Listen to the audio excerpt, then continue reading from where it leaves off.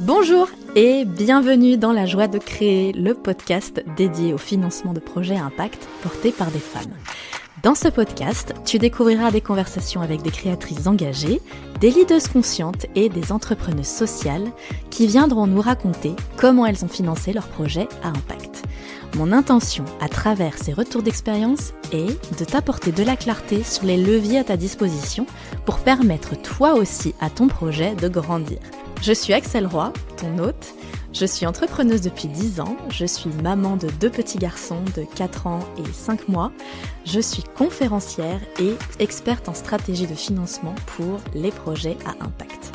Je suis moi-même passionnée par le processus créatif, d'où le nom de ma boîte, La Joie de Créer, par la manière dont on donne vie à ses rêves et dont on les concrétise en un projet stable, pérenne et robuste au service d'une vie riche et pleine de sens. Je suis convaincue que financer son projet devient une véritable source de joie avec la bonne stratégie pour soi. Et c'est ce que nous allons explorer au fil des épisodes. Hello et bienvenue dans le premier épisode du podcast La Joie de Créer. Je suis super contente de t'accueillir dans ce nouveau projet que je viens de lancer. Là, on est en janvier 2026 et je viens de le lancer. Ça fait un petit moment que j'avais envie de lancer un projet de podcast. Et en 2026, à la fin 2025, j'ai senti que c'était le bon moment pour lancer ce podcast. Et comme tu le sais peut-être, c'est un podcast un petit peu particulier dans sa forme puisqu'il est tourné, animé et monté tous les 15 jours sur Twitch en parallèle. Donc ça veut dire que dans ce concept de podcast, tu peux venir participer d'une part à l'enregistrement des épisodes, voir comment ils sont montés, même éventuellement donner ton grain de sel. Et surtout, tu peux venir interagir en live avec moi, tu peux venir me poser tes questions. Donc n'hésite pas à venir me voir, c'est tous les mardis à peu près, sur Twitch. Il te suffit de taper Axel Roy officiel dans la barre de recherche sur Twitch et tu accèdes au live et au replay. Tout d'abord, je voudrais te souhaiter une merveilleuse et très heureuse année 2026. Je te souhaite d'expérimenter la joie de créer dans tous tes projets, surtout de vivre la joie de les concrétiser, la joie de les financer et surtout, je te souhaite un soupçon de magie dans le processus, beaucoup de fluidité et tu le comprendras peut-être aussi vis-à-vis de mon contexte personnel, du sommeil. Et oui! Dans ce premier épisode, je voulais te partager un petit peu de moi pour tout simplement te tenir au courant de ce que j'ai vécu ces derniers mois, te partager quelques découvertes que j'ai faites et puis surtout te dire ce qui s'est passé depuis juin 2025 puisque la dernière fois que j'ai streamé ici c'était en juin 2025, le 28 juin très exactement. Donc c'est parti. Déjà, comme tu le sais peut-être, j'attendais un heureux événement en 2025, donc j'étais enceinte de mon deuxième fils, qui est arrivé en août 2025, très précisément le 21 août. Et donc du coup, ce qui explique pourquoi j'ai ralenti beaucoup, pourquoi je me suis aussi pas mal éloignée des réseaux sociaux, des plateformes, pourquoi je me suis un peu repliée sur moi, c'était important. Contrairement à ma première grossesse, cette fois-ci, j'avais vraiment envie de vivre l'expérience pour moi, peut-être de beaucoup moins partager vers l'extérieur. Donc, j'ai vraiment voulu profiter de cette deuxième grossesse comme j'en avais envie, d'autant plus que pour moi, il y avait un enjeu assez particulier. J'en avais un petit peu parlé sur les réseaux sociaux en début d'année 2025. Pour cette deuxième grossesse, j'ai fait le choix d'un accompagnement global à la naissance. Donc c'est un accompagnement qui est réalisé par une sage-femme libérale qui nous suit du début à la fin, donc c'est-à-dire depuis les premiers mois de la grossesse, voire même les premières semaines, voire même avant la grossesse, et qui s'occupe aussi de l'accouchement. Donc en l'occurrence, soit à domicile, soit en plateau technique. En l'occurrence, nous, ce qu'on voulait, c'était un accouchement à domicile. Il se trouve que les choses ne sont pas passées tout à fait comme prévu, mais ça, je te le raconterai un petit peu après. Et dans ce projet, dans cet accompagnement global à la naissance, pour moi, c'était vraiment super important de vivre ce processus-là parce que pourquoi ? Pour ma première grossesse, j'avais fait un suivi plutôt classique avec une sage-femme en ville, puis un accouchement en maternité de niveau 3. J'étais ressortie assez amère de cette expérience parce qu'il y avait des choses qui avaient été géniales, extraordinaires, comme la naissance de mon premier, de mon aîné, mais aussi des choses que je regrettais un petit peu, voilà, que j'aurais voulu plus empuissantes pour moi, où j'avais le sentiment d'avoir davantage de maîtrise, d'avoir davantage la main. Et pour moi, ce parcours d'accompagnement global à la naissance en 2025, c'était une manière aussi de cheminer vers davantage de souveraineté et d'indépendance. Donc, c'est pour te planter un petit peu le décor de ce qui s'est passé en 2025 pour moi.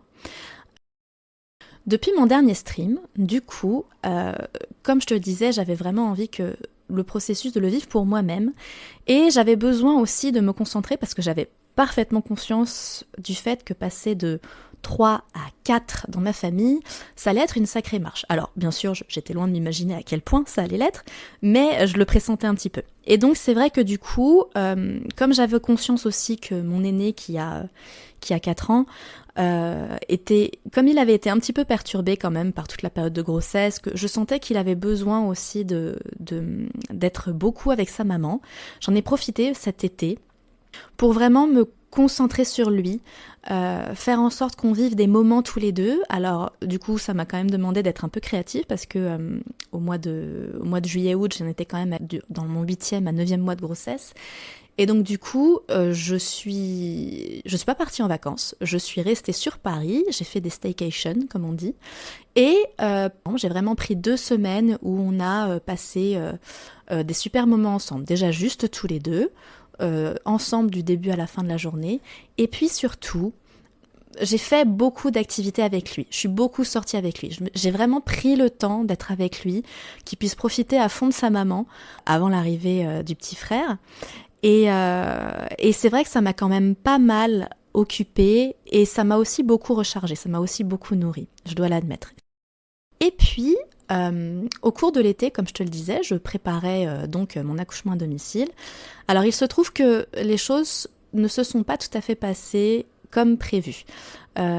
Disons que mi-juillet, tous les voyants étaient au vert pour un accouchement à domicile. Et puis, il se trouve que, ça fait partie des conditions d'ailleurs de l'accouchement à domicile, il se trouve que j'ai eu quelques problèmes d'hypertension en fin de grossesse. Alors, j'ai fait le travail aussi d'aller chercher pourquoi j'ai eu cette hypertension à ce moment-là. Je sais que la source venait d'un stress, que c'était émotionnel, que c'était alors bien sûr lié à de la fatigue liée à quand même 9 mois de grossesse, c'est pas rien, donc mon corps qui commençait à fatiguer, mais aussi il y avait une origine émotionnelle. Ce qui fait que du coup, comme je faisais de l'hypertension, ça fait partie des voyants orange en fait, dans le cadre de l'accouchement à domicile, de la naissance à la maison. C'était un signe pour ma sage-femme suffisant pour ne finalement pas faire l'accouchement à domicile comme prévu. Et donc on a au dernier moment changé notre fusil d'épaule, si je puis m'exprimer ainsi, changé de plan. On est parti sur un plan B à la dernière minute et finalement j'ai accouché en plateau technique dans une salle nature, dans une petite clinique qui se situe en région parisienne, qui m'a, je l'admets, un peu réconciliée avec la naissance en structure hospitalière, parce que c'était pas du tout la même expérience d'accouchement et de postpartum que ce que j'avais vécu en maternité de niveau 3. Voilà. Donc ça m'a quand même pas mal mobilisée. Et puis surtout, j'ai expérimenté ce que j'avais envie de vivre, c'est-à-dire une naissance sans péridurale et cerise sur le gâteau, dans l'eau.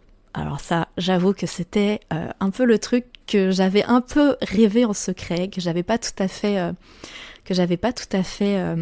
comment dire, voilà, que j'avais pas planifié, et en fait ça s'est fait comme ça, et c'était vraiment une expérience incroyable. Je vais pas forcément te raconter mon accouchement dans cet épisode, bien sûr, ce sera peut-être l'objet d'un autre épisode, on verra si tu m'en fais la demande, bien sûr. Les premiers mois qui ont suivi la naissance de mon bébé, du coup, ça a vraiment été un marathon dans tous les sens. Alors, avec de très très beaux moments, avec des moments de complicité entre mon aîné et mon plus petit. Ça a été un peu la découverte aussi de la création de ce lien de fraternité entre les deux. C'était vraiment des moments très beaux. Ça a été aussi pour nous, pour mon conjoint et moi, la découverte de l'augmentation, on va dire comme ça, de la charge mentale, administrative et émotionnelle que ça représente vraiment de passer de 3 à 4. Clairement, le passage de 3 à 4 là-dessus, il a fait mal, quoi. Ça a été vraiment un marathon physique, émotionnel assez intense, tant et si bien que au début, ça allait parce que j'étais quand même plutôt en forme après mon accouchement, surtout que ça s'est très bien passé, j'ai eu aucune séquelle, mon bébé allait très bien, il était très calme, il dormait bien. Il faisait pas ses nuits, mais il dormait bien quand même au début, et il avait un rythme très très cool, très sympa, donc c'était presque un postpartum reposant, sauf que on a eu en parallèle des sujets au niveau personnel qui se sont ajoutés et qui sont venus rajouter à la charge mentale globale qu'on avait. Ce qui fait que du coup, les premiers mois, j'ai accumulé, enfin je parle pour moi, mais j'ai accumulé une certaine fatigue et surtout j'ai tellement dû tenir sur tous les plans qu'arrivé mi-novembre 2025, j'étais épuisée. Au moment où j'avais prévu de retrouver un petit peu d'espace en confiant mon fils chez l'assistante maternelle et où je me projetais en me disant peut-être que je pourrais reprendre le boulot à ce moment-là. En fait, ça a été le moment où j'ai vraiment réalisé à quel point j'avais tiré sur la corde, à quel point j'étais épuisée. Et j'ai pas pris ces signaux à la légère parce que j'étais vraiment fatiguée émotionnellement, physiquement. Enfin voilà, j'étais très heureuse de la vie qu'on avait, mais j'arrivais pas à retrouver de légèreté. En fait, j'avais vraiment ce sentiment d'étouffer sous toute cette lourdeur, sous toute cette charge. Et donc le premier réflexe que j'ai eu, ça a été déjà d'aller consulter mon médecin généraliste pour faire un bilan sanguin, pour voir s'il n'y avait pas des carences ou du moins des insuffisances ou des problèmes physiques. Donc il se trouve qu'il n'y avait rien. Mon médecin généraliste à ce moment-là m'a quand même dit ok, alors vous n'êtes pas en dépression du postpartum, physiquement tout va bien, dans 2 à 3 semaines ça ira mieux. Par contre, si vous aviez été salarié, je vous aurais arrêté. Et j'avoue que le fait qu'elle me dise ça m'a fait quand même un déclic où je me suis dit, Axel, c'est pas le genre de signal qu'il faut prendre à la légère. Au contraire, c'est le genre de chose, si tu la traites par le mépris, tu vas finir par déjà accumuler un surcroît de fatigue et de stress. Et ça, c'est typiquement le genre de choses dont tu vas payer l'addition double dans 3 mois. Et ayant parfaitement conscience de ça, je me suis dit en conscience, j'avais prévu de reprendre, mais peut-être que ce serait sage de ne pas reprendre tout de suite. Et donc, je vais te raconter comment de cet état d'absence d'énergie presque, ou en tout cas d'étouffement, d'épuisement, comment j'ai retrouvé mon énergie en postpartum, de sorte à pouvoir me représenter aujourd'hui devant toi avec mon énergie, ma joie de créer et surtout plein de projets en tête et plein le cœur pour 2026.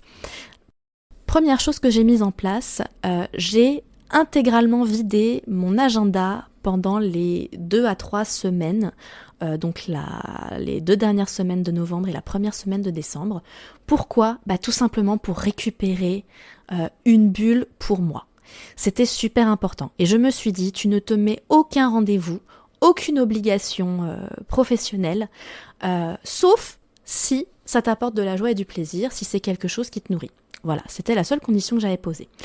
Et en faisant cela, je me suis dit maintenant, ton temps, tu vas te regrouper, tu vas te reconcentrer sur toi et tu vas commencer, deuxième chose, par digérer les émotions de ce qui s'est passé ces derniers mois. Et donc, c'est comme ça que j'ai commencé un suivi psy. avec une psychologue qui est près de chez moi. Et je tiens à en parler aussi parce que je trouve qu'en termes de santé mentale, c'est important de parler. J'ai bénéficié de ce suivi en postpartum psychologique grâce au dispositif Mon Soutien Psy. Donc c'est accessible à tout le monde. À partir du moment où tu es assuré social, tu as la possibilité de bénéficier d'une dizaine de séances, en grande partie prise en charge par l'assurance maladie, le reste peut être pris en charge par ta mutuelle. Mais voilà, ça c'est vraiment une ressource, je trouve, qui est importante à prendre en compte, et on a vraiment de la chance en France de pouvoir bénéficier de ce type de dispositif, je tiens à le dire. Deuxième chose que j'ai mise en place, c'est la récupération physique. Alors, bien sûr, avec le début de la rééducation du périnée, mais en parallèle, je me suis dit, tu vas aller compléter ça avec une activité physique douce qui te procure du plaisir. Ne serait-ce qu'aussi pour retrouver du bien-être physique, retrouver aussi un peu de tonicité, et le fait de te bouger, ça va te donner de l'énergie. Et qu'est-ce qui était pour moi à ce moment-là, l'activité physique qui me faisait du bien, que j'ai choisi, c'est la natation. Donc du coup, ça fait plusieurs mois que je vais toutes les semaines à la piscine pour nager, déjà parce que j'adore l'eau, et en plus parce que ça me permet vraiment de faire une activité physique douce, qui me permet aussi de pas trop tirer sur les ligaments, enfin sur les articulations aussi, et sur les ligaments qui sont fragiles en fin de grossesse, et ça me redonne de l'énergie, vraiment. Et cette activité physique, ça a été complémentaire avec la 4e mesure que j'ai mis en place, c'est-à-dire faire attention à mon sommeil. Alors ça peut paraître paradoxal, de dire qu'on fait attention à son sommeil quand on est réveillé 2 à 3 fois par nuit par un nourrisson. Et pourtant, j'ai trouvé, en écoutant un épisode de la matrescence d'ailleurs, j'ai trouvé une application qui permet de faire un suivi de son état de fatigue et de son sommeil, qui permet de calculer avec des questions assez simples. On a un agenda où on peut remplir comment s'est passée notre nuit, et qui permet en fait de calculer, d'évaluer l'efficacité de notre sommeil. Et il se trouve que j'ai quand même été assez rassurée parce que finalement, j'avais un sommeil, malgré les réveils nocturnes, assez efficace, récupérateur, et je me suis beaucoup concentrée là-dessus, alors en faisant des siestes dans un premier temps, mais surtout en restant active la journée. C'était important, ce qui faisait que du coup, ça m'a permis complètement d'adopter une nouvelle hygiène du sommeil, si je peux dire comme ça, qui a permis de recréer aussi de l'énergie et de me recréer en fait un bien-être et retrouver un peu de légèreté, même carrément beaucoup de légèreté en fait. Voilà, ça je dirais que c'est les 4 choses que j'ai mises en place. Et c'est ce qui fait qu'aujourd'hui, du coup, je reprends mon projet avec beaucoup plus de légèreté, de grâce, de joie.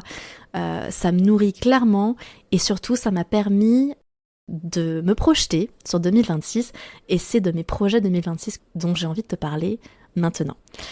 Qu'est-ce qui nous attend en 2026 ? Alors, déjà, ce podcast en 2026, clairement, ça va être un vrai projet sur lequel je vais m'appuyer, parce que ça fait longtemps que j'ai envie de le mettre en place, et surtout parce que je sens qu'on arrive à une période où il est important de commencer à véhiculer d'autres narratifs sur l'entrepreneuriat féminin, sur la place de la femme dans le monde économique, dans le monde des affaires, et surtout de permettre que circule un petit peu mieux l'information sur la manière dont on peut faire entrer l'argent dans son projet, qui est quand même globalement le sujet qui me passionne moi. Donc cette année, ce podcast, La Joie de Créer, ça va vraiment être le média par lequel je vais mettre en valeur des projets à impact portés par des femmes.